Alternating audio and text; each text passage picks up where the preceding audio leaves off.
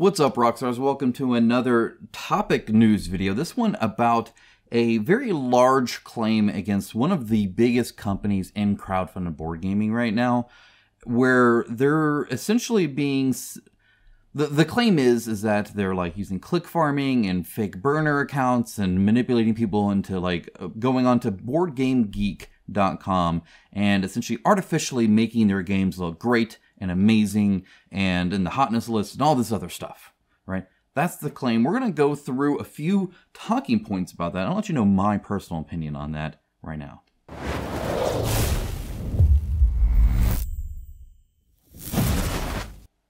Now, this is not a sponsor plug, but before we dive into this, I do want to let you know that last video, I had my border collie in shot in the camera. He decided that was the time he wanted to be in my lap. He's like a little baby. It's whatever. My pug, I also have a pug, also likes to be in my videos, though typically just through sound as he struggles to live and breathe. But he's in the room right now. He's a little loud. I'll try to edit out anything where if you hear anything, it's not my tummy. It's just him struggling. Right. So let's go ahead and dive into this. This is interesting. So we're on BoardGameGeek.com right now. And if you don't know what BGG is, BoardGameGeek.com, it's the largest website for board gaming, really, when it comes to reviewing them and looking at them and talking about them. And they do a whole lot of other things. There's a marketplace and all that. We're not going to get into all that. It's suffice it to say that if you are into board games, then this is one of the top places to go. There's some big Facebook groups as well, but and honestly, it's not like it's a huge thing. It's a very subset, a very kind of niche portion of the industry. Obviously, a lot of us just go about enjoying the games and don't go on Board Game Geek, but there are a certain set of people that do go to BGG, and actually it's a fairly large set of people. So let's go ahead and discuss this. This is publishers manipulating BGG engagement with click farming accounts. And this is a claim against Go On Board. So we're going to skip the update for now and just kind of look at this. And what they're saying here is essentially, hey, I was looking at this Cyberpunk 2077. Their campaign just ended. I'll go and link down to it below, though, so you can go and check it out. Their pledge manager, I don't think is open or anything like that yet, but either way, you can kind of see what was going on there. But Cyberpunk 2027, the game is on, or at least was on the hotness. I haven't checked today now that the campaign's over, but either way, it was on the hotness. It was, yeah, see, it is one of the hotness games, right? It's getting a lot of engagement, and they noticed some odd 10 ratings like this, where they say, love how well the thematic of Cyberpunk is captured. You can feel like you are playing a video game here. Also, the game is simply very fun to play. And this other person said, play tested many times, the STAP idea will shake the market and replace real-time mechanics. In other words, this sounds kind of marketing to me, right? And so they dug into this a bit more.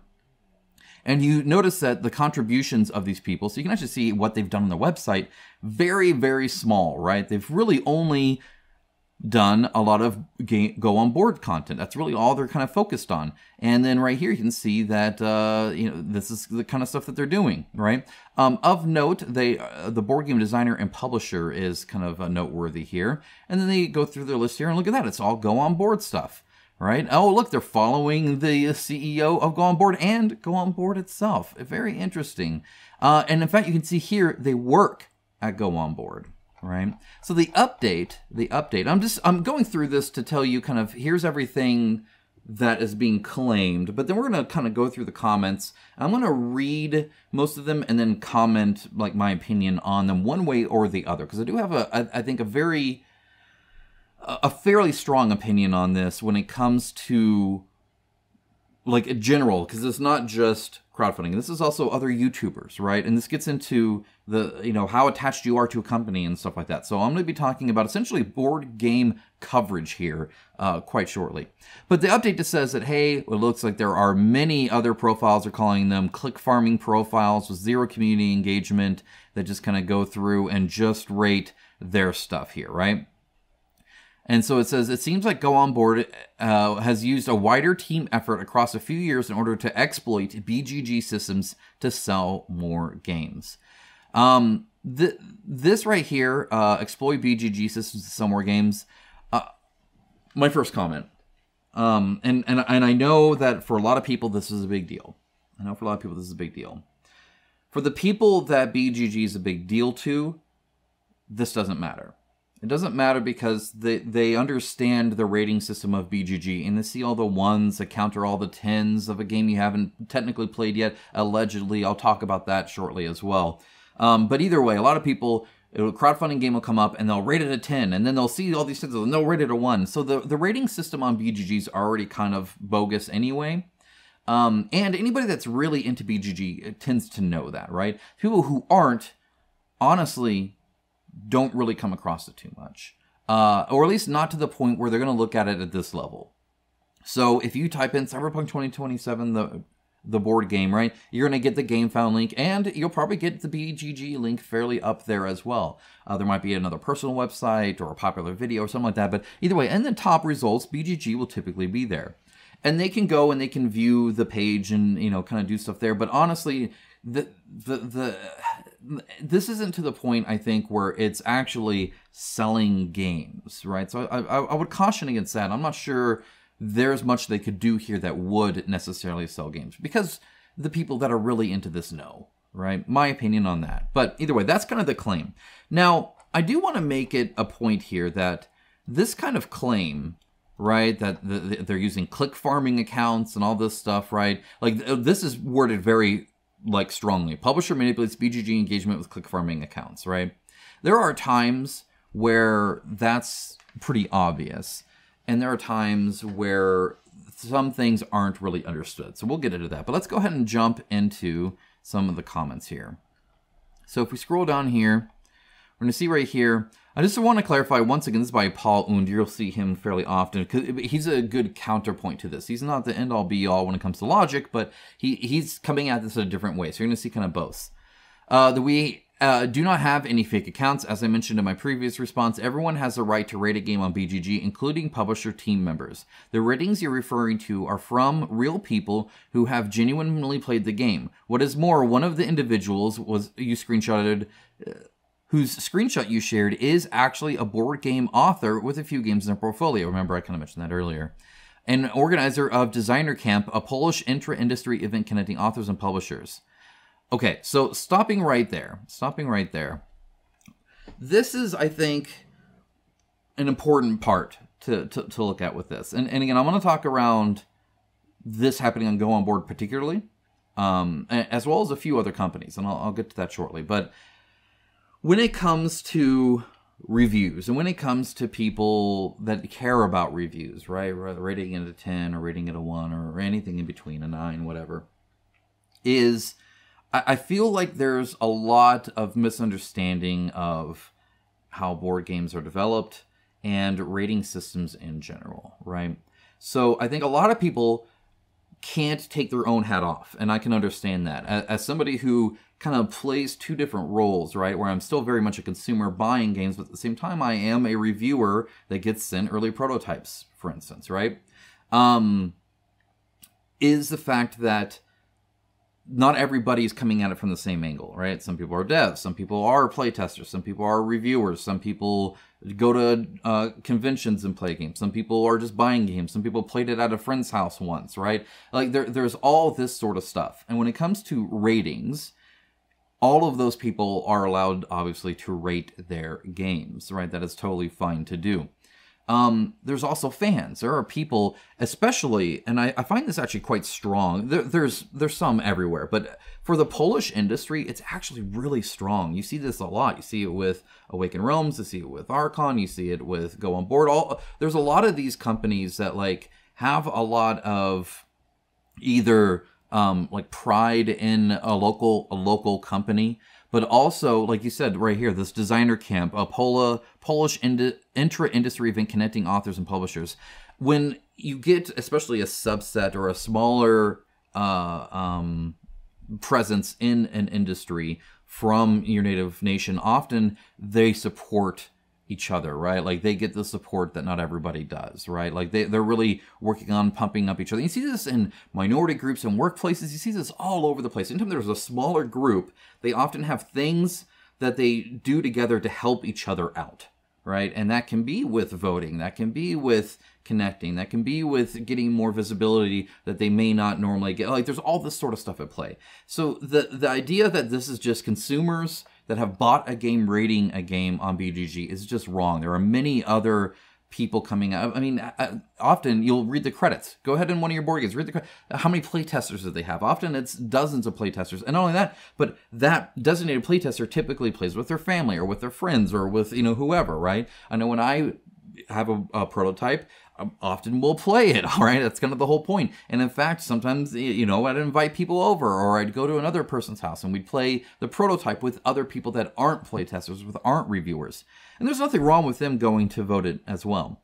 So between being a fan of a company, I mean, how many fandoms have you seen where anything, you know, Star Wars or anything Marvel or anything DC or anything by this company or anything by Apple or whatever, oh, I love it, I love everything that they do, I go on BGG and I upvote them and I do this and I write reviews and I'm super happy and I love them.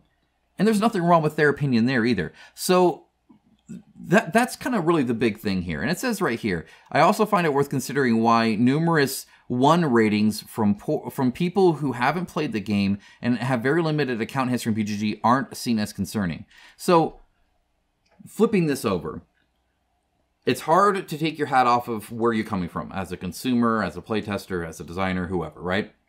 So for a lot of consumers, they don't have a good line of sight. They don't have a good thought process. They haven't really sat there and really thought about it. Like, well, what would it mean if I came from a different walk of life or I was in a different position than I am now, right?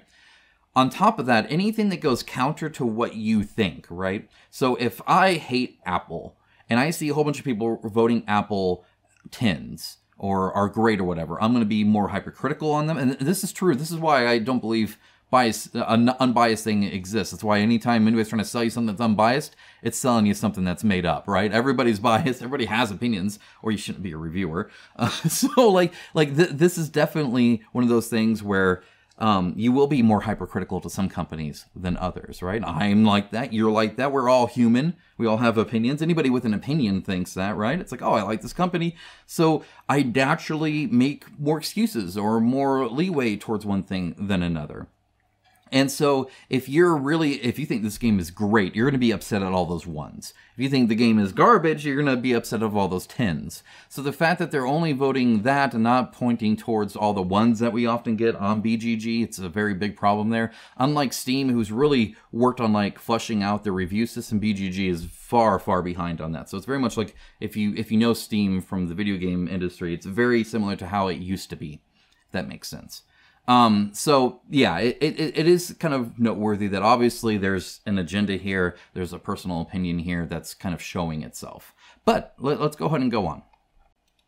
Okay, so there's another response there, and what they say is this is a blatant, deceitful exploitation of BGG in order to sell more of their games. So again, I've already addressed it. I don't think this is selling more of their games. I highly doubt that's really the net outcome of that. As somebody who produces direct reviews watched by thousands of people, you would be surprised how... I guess you could be surprised both ways. It depends on how critical you are. You could either be surprised with how many people that actually affects. That's like, oh, wow, that actually like helps sell something. Because it can affect something like that. Or not sell something.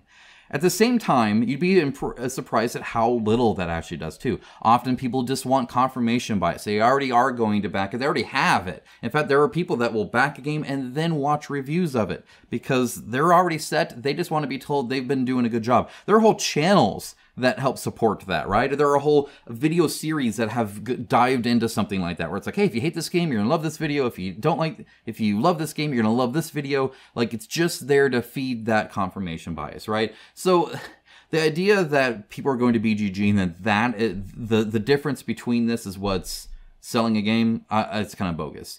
The blatant, deceitful exploitation, that one's kind of strong, I feel, because again, this is after people pointed out, hey, people have a valid reason to maybe rate these games ahead of time. And this is something I've seen brought up time and time again, where there's a campaign up and people want to vote on it and people vote on it, and then people are like, you shouldn't be able to vote until you've played the game. Well, there's a lot of people that have ahead of time. How do you determine that, right? If I just walk up in Gen Con or in Essen Spiel or something like that and I play a game and then I'm like, wow, that was really good, I want to let people know, and I review it, how is Board Game Geek supposed to know that I just did that, right? Like, you can't. It doesn't work that way. So there's definitely reasons to do that. And again, there's fans, there's people who work at companies can love companies, right?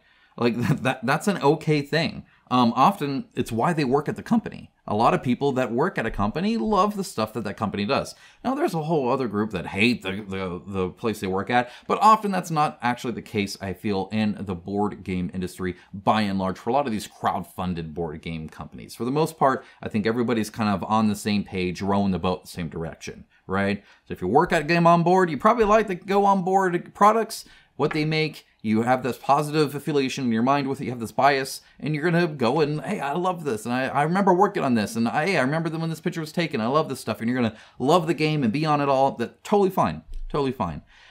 The blatant deceitful exploitation, right? This is a very strong claim, right? When you go to a company and you see something that is happening, I actually don't have a strong opinion against making a strong claim. I think that's fine, right? But I do think that as discussion happens and as information comes out, it's okay to change that mind as well. So to have this is on like page 4 or whatever, where they've been back and forth and there's like, hey, there's a perfectly valid reason why this might be the case here.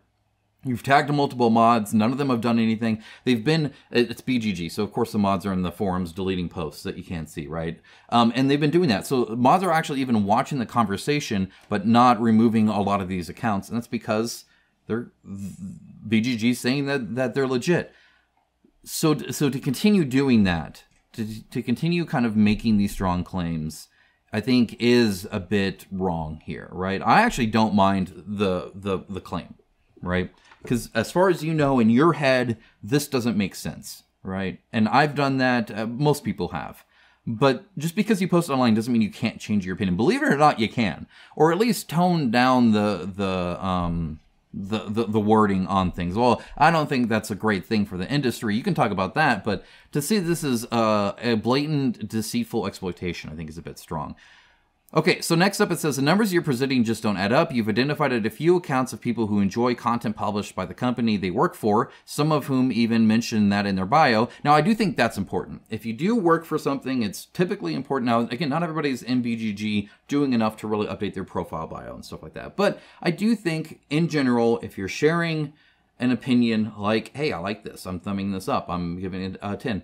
Letting people know where you work at, if you're working within the industry, typical, probably good behavior, and I would suggest that Go On Board, let their employee know that, hey, it's cool if you like our stuff, obviously, but do make sure you kind of make that obvious who you work for, right? And often you would see this on like Twitter back in the day when people were on Twitter and they would put in their bio, hey, I'm a game designer and, you know, nothing I say here reflects the company, whatever, but, you know, my own personal opinion. That was a very common thing to do, right? You let people know, hey, by the way, I work for here, so when I'm talking about this in the industry, because obviously I'm interested, I'm in it, this is where I'm coming from. So I do think that's good. Quite the devilish plan to trick the BGG algorithms among hundreds of thousands of users. More on this later, so I'm gonna touch on that in a bit. Okay, so then we get to the next page here. This is page 5.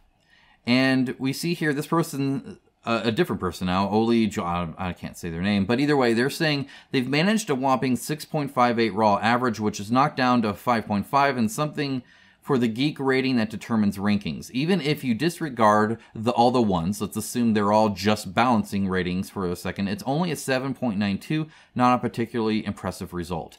This is, again, one of those things where I don't think that this is selling games. I don't think this is such a strong thing to where somebody, you know, is like, oh my gosh, this is like a huge thing, right? In fact, they go on more. There are currently 66 ratings, of which 25, a bit under 2/5, are 10s. Of those, 9 are from accounts that have low activity, but only 4 have no activity beyond Cyberpunk 2077. Every other account has already thumbed posts and images, marked games in their collection, or contributed to the forums. So, if you have an opinion, and you're like seeking out validation for that opinion, you'll find it, right? People say that around, you know, all sorts of, let's say, important books to certain groups of people.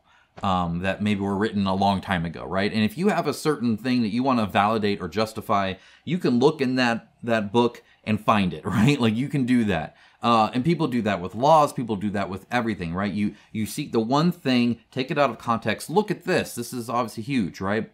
Additionally, people feel that finding anything means, or especially multiple things, that it's a lot. This goes on the other side as well. Publishers often will make a game and somebody says something, or maybe there's 20 people, maybe there's 40 people on the forums being like, oh my gosh, I hate this. And then you change it because you're not thinking that, oh, that was only 40 people, but there are hundreds of thousands that aren't saying that, right? That are liking their product or whatever, right? You see this often. There's a little a comic where this person says, I made a thing, and everybody's like, hey, I don't want the thing. And this other person says really loudly, I think this thing's bad. And so then the person changes it. He says, here, I changed the thing. And then the people who wanted it were like, well, that's not what I wanted to begin with. And so then he turns to the person that complained, like, here, I made this. I changed this for you. And they're like, I didn't want it to begin with anyway, right? There's often the case where a voice of somebody is representative of a larger group. That can actually be a thing, though often I still would caution against acting on that per se. That being said, when it comes to finding accounts, stuff like that, this isn't somebody's voice. This is just somebody finding certain things. And to think that that in the grand scheme of thing is some big, huge agenda or deceitful act just seems silly to me. It really does. It really does. It seems like it's a bit much. Okay, so then this other person says, however, accusing the manufacturer of unfair practices is unfounded and unjust. They were merely... Okay, so before that, I actually don't mind the claim. Like I said, I think the claim is fine. I think after discussion, if it becomes apparent that there's an aspect you haven't thought of, or you had no line of sight to, or that the numbers don't actually match up, that should actually be reassuring, right? So this is where this person's kind of in the box a bit, and I know a lot of you won't get that reference, but that's fine. Suffice it to say that they have an issue with this, and even though they could get information saying, hey, it's probably not actually an issue, even though that's what they would want, that's not actually what they're going for. Instead, they want it to be an issue. They want it to be something bad. They want it to be correct, even though they don't like what they're correct about. It's this kind of counterintuitive, counter to yourself thing that a lot of people get into, right? Where you get in this box and it's hard to get out of the box, right? And the box wants to feed itself, and that's really what's going on here. As I feel like people just want to be right. They want the problem to exist, even though they don't like the problem. they even when they're told, hey, the problem's probably not actually there, they'll still stay in it. And then it says they were merely leveraging their reach to attract new members to BGG. Now, I don't think that's necessarily true, right? I mean, new members to BGG, it's always good to have people on there, talking about board games and stuff like that. It's obviously great. That's cool. But I think what they're saying here is a bit of a stretch, because these people aren't like really getting invested into BGG necessarily either. So the benefits are limited. What is important, though, is that it's obviously gotten people, either the company's doing well enough, or they're interacting with people well enough at conventions and stuff, or either way, like obviously there's some positive buzz around the game / company, and that's not necessarily a bad thing, right? So I like to look at the bright side of stuff like that. And so if people are jazzed enough to like vote a 10, I think that's awesome. Even if it's just a fan that sees a campaign, I still think that's pretty cool, right? Like it's better than having the reaction of a whole bunch of ones, right? Like grand scheme of things, if the problem is people are too excited about this, I don't view that as a bad thing, personally. Now, it's worth saying that this game did make almost $8 million, right? This was a big campaign. The company's doing quite well, and they typically do quite well on these campaigns, taking in that much revenue. Again, it's revenue, not profit, of course, but either way, the company seems to be doing quite good. And I don't think it's because of this. So where I'm stance on this, I think it's fine to make claims if you really feel strongly about something and you feel like you've vetted all your information, right? I think it's fine. I do it on this channel all the time. But there are times where you're not coming from it from the right perspective. You don't know the other side of things very well. And through discussion, that can change. And I've done that as well. And that's totally fine. And especially in a forum and something like that, it's great to bring these discussions up so people do talk about it, so more people understand it. That's why I'm covering this in this video. Because when you discuss industry stuff like this, you can talk through things and get a better understanding. And ideally, everybody at the end of it has a better understanding. Even if they disagree, they understand the other side more. So that's fine. So I'm fine with the claim. I think strong claims are fine. In fact, often without a strong claim, conversations don't happen, right? If you're wishy-washy about it, if you're hemming and hawing or hinting at things or beating around the bush, often the discussion that really needs to happen isn't there. And I'd rather have that discussion. I'd rather have that discussion and be wrong than, or potentially even be right, in which case that's a big deal too, right? Than it is not seeing it at all. So I'm glad BGG kept the forum up there. I think that's great. I think it's good for people to discuss. The one problem with this, and it's a hard one to match, is there will be people that will read their initial thing, make the comment, agree with it because, again, it's confirmation bias or because they're not super invested in this or whatever, either way, and then leave. And now there are, I guarantee, some people from that forum that feel that Go On Board is like having click farmers to sell games or whatever. Even though, in my personal opinion, I don't think that's really happening here. I feel like the conversation is pretty good.